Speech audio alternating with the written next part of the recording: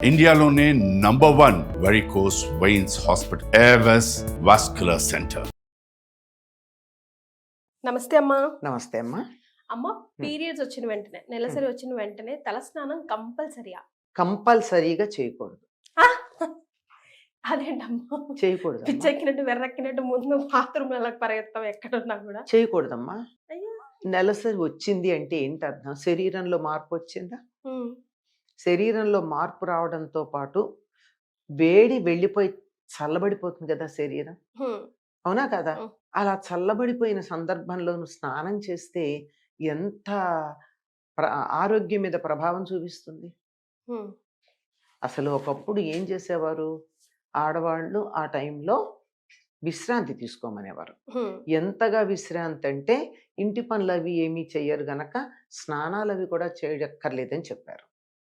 గప్చుప్నో మూలని కూర్చోాలి. పక్కన కూర్చుని ఉంటే మరి వాళ్ళకి ఎప్పుడూ కూడా హిస్టెక్టమీలో చేయించుకోవడం కానీ అబార్షన్లు అవ్వడం కానీ జరగలేదు కదా. మరే మెచ్యూర్ అయిన రోజు నుంచి దీన్ని చాలా పరమ పవిత్రమైనటువంటి దానిగా, చాలా జాగ్రత్తగా, ఆరోగ్య పరిరక్షణకు పనికొచ్చేటటువంటి దానిగా జాగ్రత్తలు తీసుకునేవారు.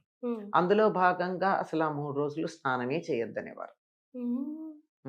పైగా సాత్వికమైన ఆహారం పెడుతూ ఉండేవారు, బలవర్ధకమైన ఆహారం పెట్టేవాళ్ళు. సాఫ్ట్ గా ఈజీలీ డైజెస్టెడ్ ఉండాలి, తర్వాత బలంగా ఉండాలి.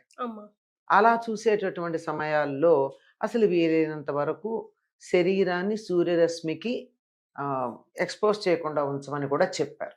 ఇది ఒక సిద్ధాంతం అయితే, ఒకటి సంప్రదాయంగా ఉండేటటువంటి వాళ్ళు ఆ రోజుల్లో స్నానాలు చేసేవాళ్ళు. ఎందుకంటే స్నానం చేసి ఎట్టి పరిస్థితుల్లోనూ ఎట్లా ఉన్నా పూజ చేయకపోయినా దేవుణ్ణి తలుచుకుంటారు కదా. అలా తలుచుకోవడానికి స్నానం చేయడం వరకే పరిమితి తప్ప బట్టలు ఉతుక్కోవడాలు అలాంటివి కూడా నీళ్లలో ఎక్కువసేపు నానకూడదు. ఇప్పుడు బట్టలు ఉతకాలంటే ఎక్కువసేపు నానాలి కదా. అంచేత అప్పుడు వాడినటువంటి బట్టలు కూడా తర్వాత ఒక్క రోజు చివరి రోజున చాకలికి ఇచ్చేవాళ్ళు, లేకపోతే చాకలి లేని రోజులు ఇళ్లలో ఉతుక్కునేవాళ్ళు, లేని ప్రాంతాల్లోనూ. అంచేత వీలైనంత వరకు శరీరానికి శ్రమ ఇవ్వకుండా, బాధించకుండా, శీతోష్ణాలకి ఎక్స్పోజ్ చేయకుండా ఉండడం అన్నది ప్రధానమైనప్పుడు తల మీద నీళ్లు పోసుకోవడం అనేది ఎంత ఇబ్బందికరమైనటువంటి విషయం అమ్మా. సో ఆఫ్టర్ 3 or 5 days తలంటు పోసుకోవాలి. 4వ రోజు పోసుకుంటారు. 3 రోజులు అయిన తర్వాత 4వ రోజు చేస్తారు. ఆ రోజు కూడా ఇంట్లో పనులు చెయ్యనీరు, మరి ఇంట్లో తిరగనిస్తారు గాని. ఎందుకంటే ఈ 3 రోజులు విశ్రాంతిగా ఉండి ఒక్కసారిగా తల మీద నీళ్లు పోసుకుంటే, అది కూడా ఈ 3 రోజులు నీళ్లు కూడా పోసుకుంటారు అన్నమాట. ఊరికే లెక్క ప్రకారం 3 బిందెలు నీళ్లు పోసుకోమని చెప్తారు, 3 సార్లుగా. అదే 3 రోజుల స్నానం ఒకేసారి చేసినట్లు లెక్క అనమాట. అట్లా చేసిన తర్వాత మరి శరీరం అలసిపోదా అంచేత ఆ రోజు కూడా ఎక్కువ పనులు చేయనీరు. వంట చేయడం, కూరలు తరగడం అట్లాంటివి చెయ్యొద్దు. ఇళ్లలో మాత్రం తిరగచ్చు నెమ్మదిగా. ఈ 3 రోజుల విశ్రాంతి తర్వాత నెమ్మదిగా ఇంట్లో అలవాటు పడతారు. 5వ రోజు నుంచి యథాప్రకారంగా చేసుకోవచ్చు. ఇది ఆరోగ్య సూత్రాలను అనుసరించి చేసినటువంటి పని. అసలు మోడర్నైజేషన్ పేరుతో మీ అబ్జర్వేషన్ ప్రకారం ఈ రోజుల్లో తల్లులు కానీ పిల్లలు కానీ స్పెషల్ గా పీరియడ్స్ టైంలో చేసే జనరల్ మిస్టేక్స్ ఏంటి? అవి హెల్త్ కి ఎలా ఎఫెక్ట్ పడుతున్నాయి అంటారమ్మా? ఈ రోజుల్లో చేసేవి ఏమిటంటే ప్రధానంగా మీరు చెప్పారే, మొట్టమొదట వెంటనే తలస్నానం చేయడం. సాధారణంగా రాత్రి కూడా తలస్నానం చేస్తారమ్మా. ఆ తర్వాత ఏమో జలుబు చేస్తుంది, తల బరువుగా ఉంటుంది, ఈ పీరియడ్స్ అంటే ఇలాగే ఉంటాయని చెప్పి పీరియడ్స్ తిట్టి, దూరంగా కూర్చోబెట్టిన వాళ్ళని తిట్టి, సంప్రదాయము దూరంగా కూర్చోబెట్టిన వాళ్ళది కాదు కదా. అక్కడ దోషం ఎవరిది? నెత్తి నీళ్లు పోసుకున్న వాళ్ళది. ఆ రోజు ఆ 3 రోజులు అసలు పోసుకోవద్దన్నారు. అప్పుడు ఏదైనా పండగలు అవి వస్తే కూడా 3 రోజులు తలంటి పోసుకోరు, తర్వాత పోసుకుంటారు. అది అంచేత మొట్టమొదటిది విపరీతంగా వెంటనే తలస్నానం చేయడం ప్రధానమైనటువంటి దోషం ఆరోగ్య దృష్ట్యా. తర్వాత యథాప్రకారంగా అన్ని పనులు చేసుకుందామని చెప్పి శ్రమ పడుతున్నారు. శ్రమ పడద్దు.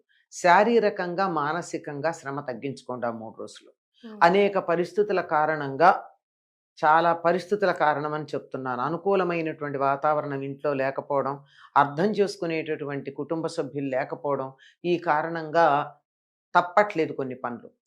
కానీ వీలైనంత తప్పించుకోండి, వీలైనంత. ఉదాహరణకి ఇంట్లో వంట చెయ్యకుండా రోజు గడవని పరిస్థితి ఉంటోంది కొంతమందికి. ఉమ్, ఇంట్లో మొండితనం, సంప్రదాయాన్ని నిందించటం, మన పద్ధతుల్ని, ఆచారాలని దుమ్మెత్తిపోయడం, ఇవన్నీ చేసి నువ్వే వంట చేయి అనేవాళ్ళు ఉన్నారు. మరి అట్లాంటప్పుడు ఏం చేయాలి? అప్పుడు మాత్రం ఒంటి మీద స్నానం చెయ్యాలి. ఉమ్, ఎందుకంటే మాలిన్యాలు కదమ్మా. మరి బయట నుంచి స్నానం మామూలుగానే కాలకృత్యాలు కడితే ఒకటైతే కాళ్ళు చేతులు కడుక్కుంటాం, రెండైతే వీలైనంత వరకు స్నానం చేస్తాం కదా. మరి అట్లాంటిది అంతకన్నా ఎక్కువ మాలిన్యాలు శరీరంలోంచి బయటకు వచ్చేటప్పుడు పదార్థంతో పాటు వాయువు కూడా చెత్తదూస్తుంది కదా. అందులో కిచెన్ స్టార్ట్ చేయాలి, మనం వంట స్టార్ట్ చేయాలంటే డెఫినెట్ గా ఫ్రెష్ గా ఉండాలని చెప్తారు కదా. ఉండదు ఆరోగ్య దృష్ట్యానమ్మా. ఉమ్, ఇప్పుడు టాక్సిన్స్ కూడా వాళ్ళు వెలువడుతూ ఉంటాయి శరీరం నుంచి. మరి అవన్నీ అందరికీ అనారోగ్యం కలిగించేవి. ఉమ్, కానీ తప్పని పరిస్థితుల్లో అస్సలు తప్పదు, ఇంకా ఇంకొక గత్యంతరం లేదు అన్నప్పుడు మరి చేస్తున్నారు ఆడవాళ్ళు. ఉమ్, ఆ చేసేటప్పుడు ఏం చెయ్యాలి అంటే వీలైనంత తక్కువ పని చేయండి. ఓకే. ఎంత అదే తప్పించుకోవాలి? టైము తెలుస్తుంది కదా ఫలానప్పుడు అని. ఉమ్, అప్పటికి కావాల్సినవి ముందరే కొన్ని పచ్చళ్ళ లాంటివి అవి రెడీగా పెట్టుకుని ఫలానా టైం వస్తుందంటే ఒక సెట్ పక్కకు పెట్టేసుకోండి. ఏమైంది ఒక 2 పచ్చళ్ళు పక్కకు పెట్టేసుకుంటే సరి. మరి అప్పుడు వాడుకునే వస్తువులన్నీ కాస్త పక్కన ఒక ఒక ఒక ఉంటాయి కదా ప్యాకెట్లు, ఏవో రకరకాల డబ్బాలు ఏవో ఒకటి ఉంటాయి, వాటిలో పక్కన పెట్టేసుకుని వీలైనంత తక్కువ వంట చెయ్యండి. ఉమ్, పని ఏదైనా సరే, let it be any work, minimize the work, um, physical and mental.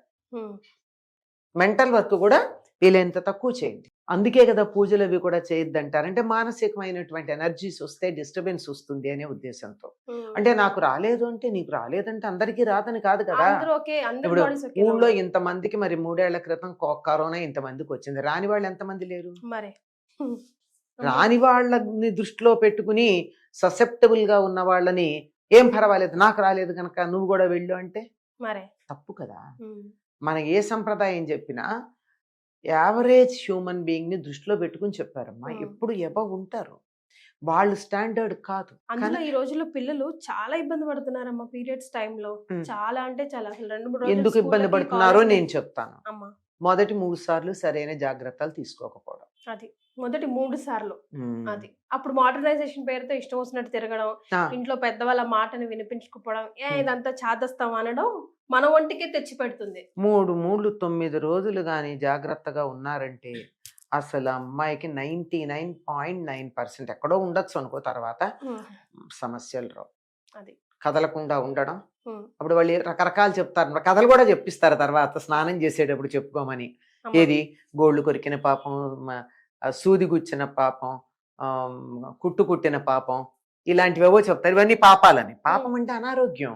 ఉమ్, ఆ సమయంలో సూది గుచ్చుకుందంటే రక్తం అంతా కూడా కొత్తగా ఫ్లో అవుతోంది, రక్తంలో చాలా తేడా వచ్చింది. మరి రక్తానికి ఈ సూది తగిలిందంటే ఏ ఇన్ఫెక్షన్ రావడానికి అవకాశం ఉందో మనం ఏం చెప్తాం. చేత చాలా పనులు చేయొద్దంటారు. ఉమ్, ఒక లిస్టు చెప్తారు, ఇవన్నీ చేసిన పాపాలన్నీ పోగొట్టిన ఆయన సూర్యనారాయణమూర్తి అని చెప్పి 4వ రోజు స్నానం చేశాక సూర్యుడికి దండం పెట్టుకుంటారు. మరి అంటే ఆరోగ్య ప్రదాత సూర్యుడు కదా. ఉమ్, ఇవన్నీ నాకు తెలియక చేసిన నా ఆరోగ్యాన్ని కాపాడమని. అక్కడ పాపం అదే. పోగొట్టమంటే అర్థం ఏంటంటే మరి నా ఆరోగ్యాన్ని కాపాడమని చెప్పడం. ఉమ్, కనుక ఆ 3 రోజులు, మొట్టమొదటి వచ్చినప్పుడు 3 రోజులు ఉప్పు కారం పులుపు లాంటివి తినకుండా ఉమ్, పులగం మాత్రమే తిని, ఉమ్, అంటే పులగం గనక అయినట్టయితే బియ్యం ఉంటాయి గనక కార్బోహైడ్రేట్స్, పెసరపప్పు ఉంటుంది గనక వెంటనే అరగడానికి తగినటువంటి ప్రోటీన్స్, ఆ తర్వాత అందులో నెయ్యితో చేయాలి. అది ఉమ్, నెయ్యి ఉంటుంది.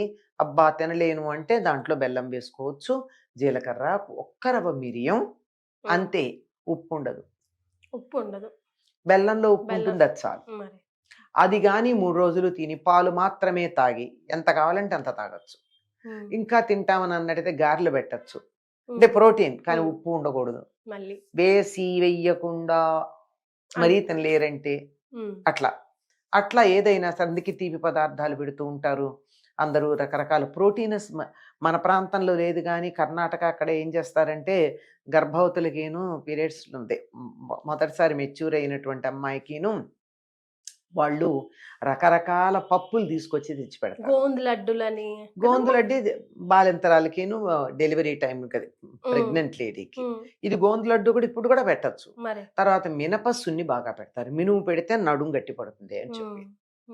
తర్వాత నువ్వులు, కొబ్బరి, బెల్లం, బెల్లం, పుట్నాలు, అటుకులు. ఇవన్నీ పుట్నాలు అటుకులు ఎక్స్ట్రా, ప్రధానం కొబ్బరి, నువ్వులు. ఇవన్నీ పుట్నాలు, అటుకులు, వేరుశనగ పప్పులు, అన్ని రకాల పదార్థాలు తర్వాత. మరి ప్రధానంగా పెట్టాల్సింది బెల్లం కాంబినేషన్తో నువ్వులును, వీలైతే కొబ్బరి. ఏం చేస్తుందంటే లోపల మొత్తం అంతా ఎక్కడన్నా క్లాట్స్ ఉంటే వాష్ ఆఫ్ చేసేస్తుంది, ఓకే చేసి క్లీన్ చేసేస్తుంది. ఈ 3 రోజులు నిజంగా కాళ్ళు చేతులు కూడా ఏమిటి కదలలేనట్టు, తిమ్మిర్లు ఎక్కినట్టు కూడా అనిపించవచ్చు, ఎందుకంటే ఉప్పు ఉండదు కదా, అనిపిస్తుంది.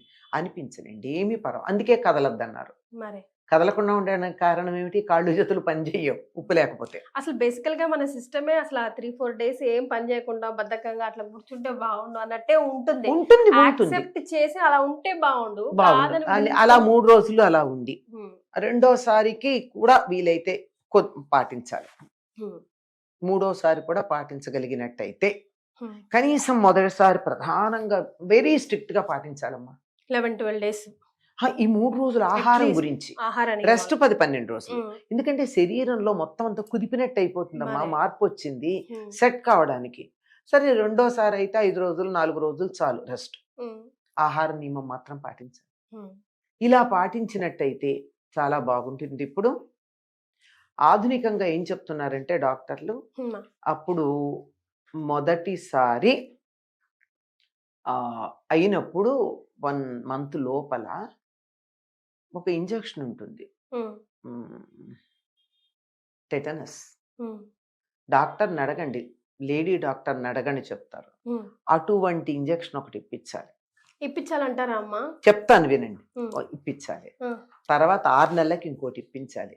అది కూడా పీరియడ్స్ కాకుండా పీరియడ్స్ అయ్యాక 5-6 రోజులు అయ్యాక. ఆ తర్వాత 1 yearకి ఇప్పించాలి, అంటే 1.5 years అవుతుంది. లైఫ్ లో టెటనస్ తీసుకోవాల్సిన అవసరం ఉండదు అమ్మాయి. ఇది ఒక రాకముందే తీసుకోవచ్చా? అవసరం ప్రాబ్లం లేకముందే. అప్పుడు ప్రభావం అప్పుడే ఉంటుంది. అప్పుడు శరీరంలో మార్పు వచ్చినప్పుడు యాంటీ టెటనస్ పడాలి. రాకముందు తీసుకుంటే టెటనస్ ఎట్లా అవుతుంది?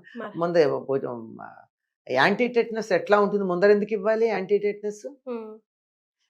బాగా కొంచెం అవేర్నెస్ ఉండి కొంచెం చదువుకున్న డాక్టర్ దగ్గరికి వెళ్ళండి. అంతేగాని కాగితాల మీద డిగ్రీ ఉన్న డాక్టర్లు కాకుండా ఒక లేడీ డాక్టర్ దగ్గరికి వెళ్తే ఈ విషయంలో మామూలు మెడిసిన్ కన్నా కూడా కమ్యూనిటీ హెల్త్ వాటి మీద కొంచెం పరిశోధన చేసిన డాక్టర్ల దగ్గరికి వెళ్ళాలి. పెడితే వాళ్ళు చెప్తారు ఎప్పుడు తీసుకోవాలో. అలా గనక 1 year 6 నెలలకి 1 yearకి అలా తీసుకున్నట్టయితే లైఫ్లో టెటనస్ ప్రాబ్లం రాదు అమ్మాయికి. ఇది ఇది 90% మందికి తెలియదు. అవునమ్మా, నాకు కూడా తెలియదు.